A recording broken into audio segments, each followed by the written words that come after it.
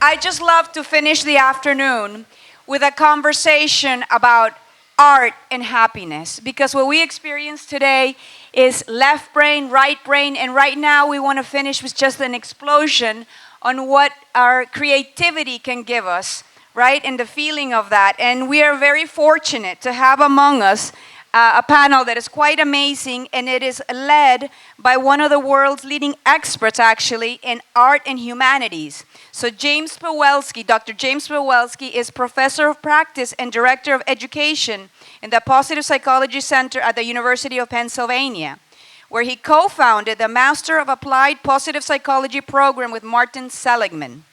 He is the founding executive director of IPA, the International Positive Psychology Association, and he is currently leading a 3-year multi-million-dollar grant investigating connections between the science of well-being and the arts and humanities. He also just published a book with his wife, who's amazing, and you guys are going to get to see them tomorrow. The book is called Happy Together, Building Love That Lasts. So there's going to be a workshop and a keynote tomorrow so that we can use positive psychology to be able to build better relationships. But right now we're going to talk about art. And I'd like to welcome James to the stage, in addition to George Lewis, who is a painter, and he is also a photographer. George has traveled around the world and has been the court of different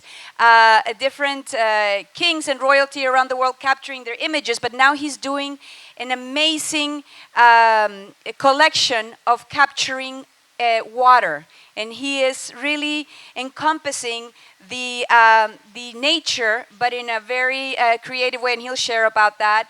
And we have Dara Padwo Au, and she is a professor in the School of Communications at American University. She's a filmmaker. She's been to Bhutan twice. She's made an amazing film in Bhutan. She has traveled around the world. She is a member of the Producers Guild of America, and we're going to welcome Stefan to the stage again, and he's going to share his expertise as a graphic designer. So thank you so much. And James, Dara, George, Stefan. That was so incredible. Thank you so much to Karen, Manuel, and the organizers of this amazing meeting. It's just a real honor and privilege to be here. Thanks to you for being here. If you weren't, this would be a rather awkward occasion. And it's really an amazing thing to have a room that has so many world-class experts on the connection between art and happiness. Namely, you. So we're going to start with you. Sound good? Yes. How many of you would say that art, or let's say the arts, including music and film and visual art, play an important part in your quest for happiness? Let me see your hands. How many of you can think of a particular work of art or music that has been important to you in your quest for happiness in your life? Can you think of a specific one? Okay, I'm going to ask you in a moment to turn to your neighbor and to tell that person, just very briefly, what that work of art or music is and how it's been important for you in your life. Okay? Go for it. Beautiful. So what is the value of art for happiness? Can you just, what does art do for us with regard to happiness? Somebody just yell out. Makes us feel alive. Raises our heartbeat. Challenges us, engagement. Makes me passionate, right? Yeah. Smile, self-esteem, gives me lots of great ideas to answer questions from the stage. Excellent, great. And I hate to tell you that you're all wrong. The value of art is economic. That's why we have art in our, right? If you have a few million extra dollars to invest in art. You might be able to sell it for a few $100 million someday. The value of art is academic. And the arts, we study it in school, right? Or it's professional. The people on this stage have figured out how to make a living out of the arts. But that's not why we have the arts, is it? And that's not why we're here talking about the connection between the arts and happiness. That's because there's this very strong connection, what I like to call the eudaimonic value. Eudaimonia is the Greek word for happiness or flourishing or well-being. There's a value in the arts for our well-being. The problem is that as a society, we typically haven't focused on that. Nobody's job, we don't have a person whose job it is to wake up every day and to make sure to advance the well-being value of the arts. Although we do have people to advance the economic value, the professional value, and the academic value. So, as Karen mentioned, the work that I and my team are doing is to study scientifically the well-being effects of the arts and the humanities. We're just at the beginning of that project, and so we don't yet have the full picture, which is why we brought these experts to give us the full picture before we get the data all worked out. So I'm just absolutely delighted to be able to talk with you. Stefan, the first question I'm going to ask you is, you engaged in, or that was a wonderful presentation, by the way. And the only way to follow a presentation like that is to ask the speaker to come back on stage. So that's what we've done. You looked at the value of meditation for happiness. You looked at the value of therapy for happiness. You looked at the value of drugs for happiness. Does art make you happy? Yes, it does, and I think it's more. I would have to separate it more because, of course, I'm a viewer or I enjoy art as consuming art or as being the one that art is shown to. And of course I enjoy it. I mean, I really call myself a designer. I don't think I'm an artist, but it's close, and I wouldn't want to get into the fine points of that. And these are two different experiences. And meaning, obviously, I've had art experiences that increased my well-being. We just talked about one. I'm a big fan of an American artist called James Pawelski, who makes these lightscapes. There are many in the United States. The biggest one, if you're ever in Houston, Texas, go to Rice University, either early in the morning or late at night. That's when they are the best, when at sunrise or sundown, and you look at a ceiling that has an opening inside, and you'll see the sky turn in a different color that is of such gorgeousness that it changed the way I see the world. And I don't say this lightly, and I don't say this as a phrase. I say this as, this is what happened, as a factual thing. And that's an amazing thing that art can do this. But of course, it's this, I had deep experiences with music. I think from all of the arts, music is probably the one that touches me the easiest emotionally. We were close to music for a long time, and we did many album covers. And I was always jealous of our clients because I found that they could touch the audience with so much more emotion than I could with the cover. So that the cover sometimes became an icon for that music, but it never really did the same amount of touching than the music itself could. But I do think that it's a very important ingredient in my life. And part of it, I also feel, is because it's the one thing in my life that doesn't have a real function. And I think that but I also suspect most of us, maybe all of us, really crave these things that don't have to do anything. And I can give you a quick example. Let's say all of us, and we just saw it, have to do a commute. And all of us have been to a park. And if we compare those two from a functionality point of view, one is so much more strong than the other. The function of a commute is so much better than the function of a walk in the park. In the walk in the park, you're not really getting anywhere. But all of us would prefer the walk in the park to the commute. And I think that art has it's in a very similar situation. A lot of it doesn't really do much. The museums are very, like if you look at the museum from a building point of view, its functional level is very low, which is probably why so many of us flock to it, because we really desire it. You know, Yeah, so Dara, can you help us with the question? I mean, when you think about art, and we think about artists and musicians, oftentimes we think about people like Van Gogh, who we wouldn't necessarily think of as being a happy person, at least certain parts of his life, or musicians who seem to be very unhappy at times. So when you think about the connection between art and happiness, particularly with regard to the maybe darker sides of human experience, how do you put all of that together? I think art gives us an opportunity to transcend darkness because you can communicate it, because you can express it, and it allows you to transfer it into something else. Sometimes when we hold emotions, especially emotions that are painful deep inside, and they fester, then they affect different parts of your body, they affect the way you think, the way that you behave. But if you can externalize them through some sort of creative mechanism, whether it be music or painting or writing or photography, and you can see it external to yourself, then it actually, I was resonating with what you were saying, it becomes not who you are or what you do, it's an essence of how you be. And we all have aspects of being. And what's interesting about art, whether it comes from a point of pain or a point of joy, is that the people expressing it are tapping into different aspects of being that we all resonate with. That's what it feels like to me. Mm-hmm. Yeah, beautiful, thank you. So George, when we think about this experience, whether it's processing painful things that have happened in our lives or celebrating the joy, is this just something that is available to those who, like you, are professional artists and can earn a living at this, or is it more widely available?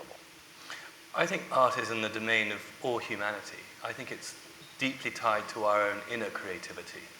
And in these few minutes, I'd just like to share the point that art, in a way, opens up a gateway into that inner dimension. I mean, in the United States and in the whole world, we're very utilitarian, in the sense we're very process-driven, we're very intellectual.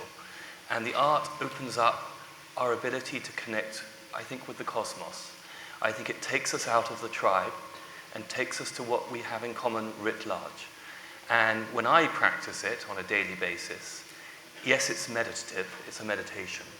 But it's also, when I share it with the world, I feel there is that conversation. I mean, I sense that with your work, Stefan. It's very much a dialogue. What I discover, I want to share, and then I get the feedback. And that's, to me, consciousness. Art is very much tied to ascension. It's deeply sacred. I mean, I do believe, like Camus said in The Rebel, there are only two ways to exist as a human civilization, either in a state of rebellion or the state of the sacred. We have to return to the state of the sacred. I think this is what this conference is about. Of course, we should define what sacred means. I personally don't think it's religious. I think it's about the balance between the inner and the outer, the masculine and feminine, as Jung would say, the anima and the animus. It's congruent with putting the puzzle back together so we understand the Gestalt, to use that German word. For me, it's a meditation, but it's deeply efficacious, and it's what we all can do together. I practice. You always teach what you most need to learn. You always teach in life what you most need to learn. I practice the art. I practice painting water because I'm British, and of course I had no emotional knowledge as a child growing up because Mummy and Daddy sent me to a boarding school at 7. I don't blame them. That was part of my incarnation. But it's deeply about getting a sense of who I am and how actually we can share what we have in common to protect this beautiful planet, as opposed to live through the ideas of scarcity, where suddenly I'm in opposition to you and I have to fight through the ego to get what I want. And it's really about that divinity in all of us that I seek to share with you all. So George, you have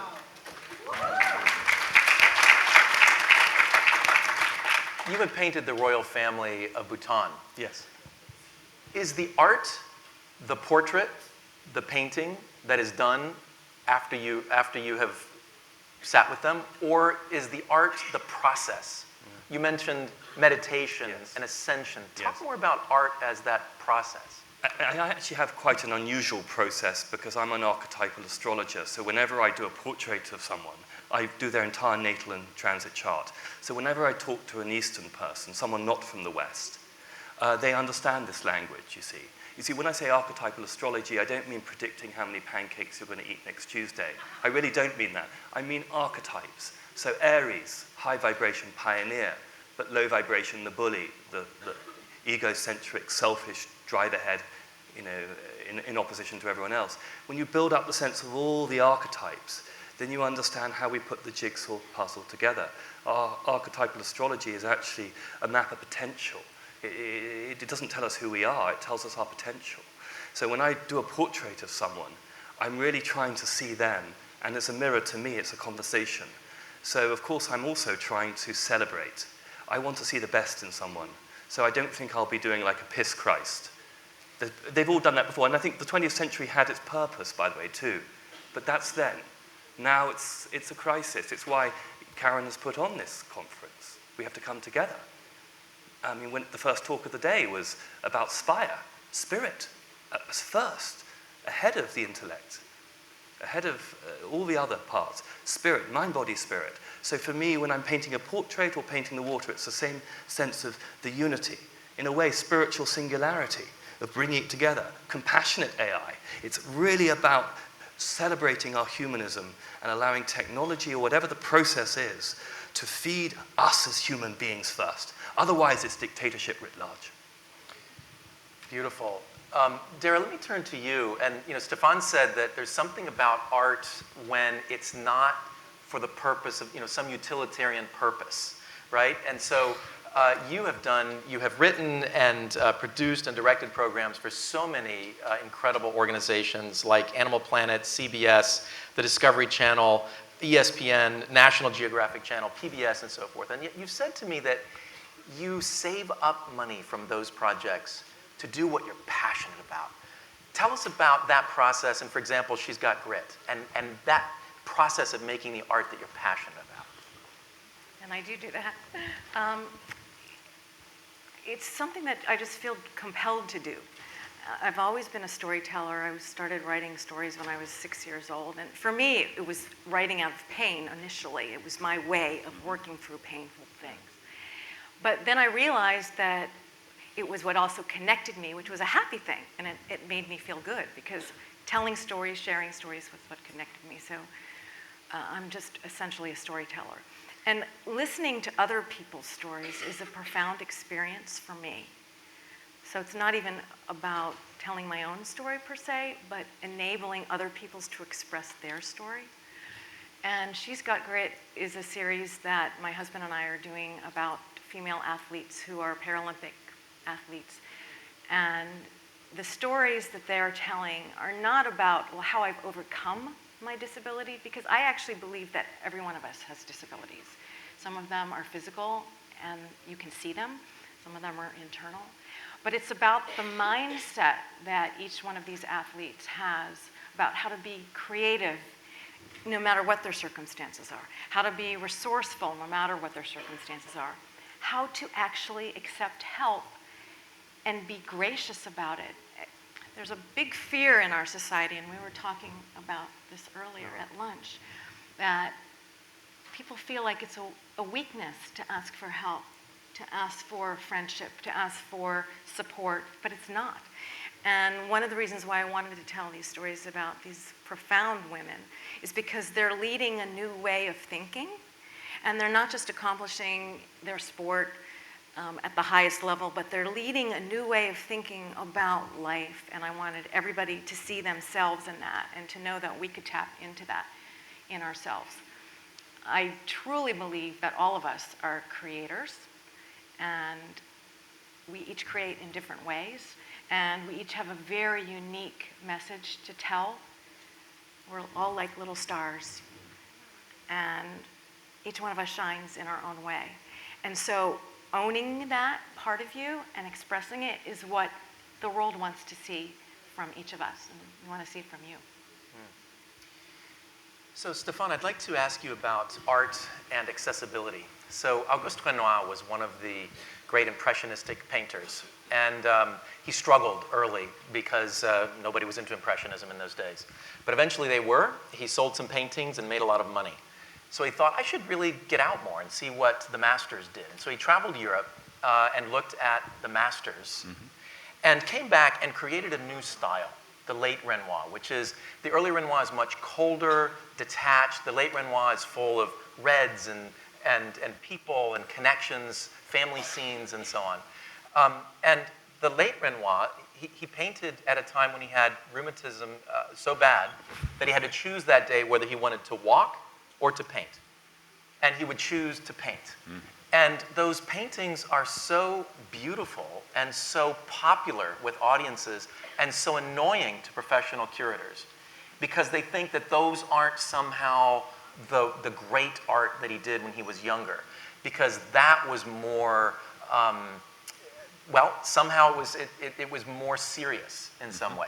You have created, whether we call it art or design, we'll call it both, you've created a show, the Happiness Show, that was the most visited design show ever. Is this an embarrassment to you? Oh, no. No. Do your design colleagues think that you're not quite serious because it's so popular what you're doing? What should the connection between art and all of us be as opposed to merely curators and art critics? I mean, you know, there are different points of view, obviously, out there. I myself, like my own point of view is that the most difficult thing to do in the arts is to create something good for a mass audience. That's the biggest challenge, the biggest deal, and the few people who can achieve that. I would count The Simpsons as part of that. I would count, I don't know, let's say Birdman as part of that, Alejandro's movie.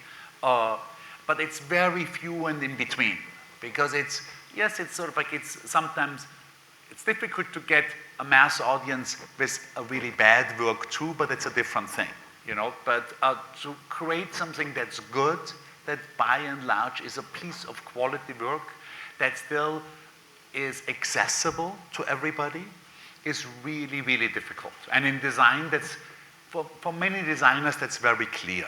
Like in our world, when we did album covers, it just was much more difficult to do a cover for the Stones than it was to do a cover for some speed metal band that I'm friends with the singer. It's much more easy from a process because it's just the two of us who basically figure it out. By the Stones, you're dealing with a whole machine. There is more money involved, there's more people involved, it's more, like, it's just much more difficult to get it through. And I now, having made our tiny little film, am amazed not by the fact that there are so few high budget good films. I'm amazed by the fact that there are some. Like that it's so difficult to do that these things do go through. And it's the same, I would say the same from my point of view is true in music. When somebody is able to make a hit album that is excellent, it's just incredible. And we've had centuries of it.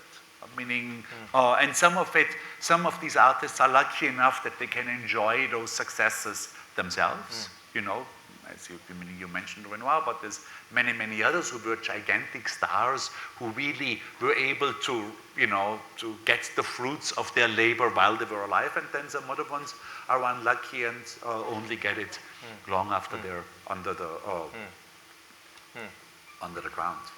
So we're almost out of time. I'm going to ask each of you if you might give us, just in a minute, your recommendation for how those of us who aren't in the role of professional artists might in our own lives be able to access more of the power of art for happiness. And George, we'll start with you. What piece of advice do you have for us as to how we can unlock this connection more effectively between art and happiness?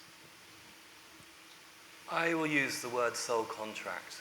Every single one of us in this room has a powerful soul contract of why they incarnated. When we meditate and we go on the inner journey, we're much more likely to discover it. Many of us also know it, but we've been unable to access it. And that's partly the paradigm shift that we're experiencing. I want everyone to go away and think about what their soul contract is. And of course, it always evolves. But when we find it, and we can live through it, I think then we flourish in the eudaimonic sense of happiness. Thank you. James. Dara. I'm going to reference actually the work of Stuart Brown, who's a psychiatrist, and he has the National Institute for Play, and I worked with him on actually some films. Go back to your play nature. What did you play when you were younger? if you can remember what gave you joy when you played, because that is a key to where you're creative. And really look at that and harness it and try to play more in that space today.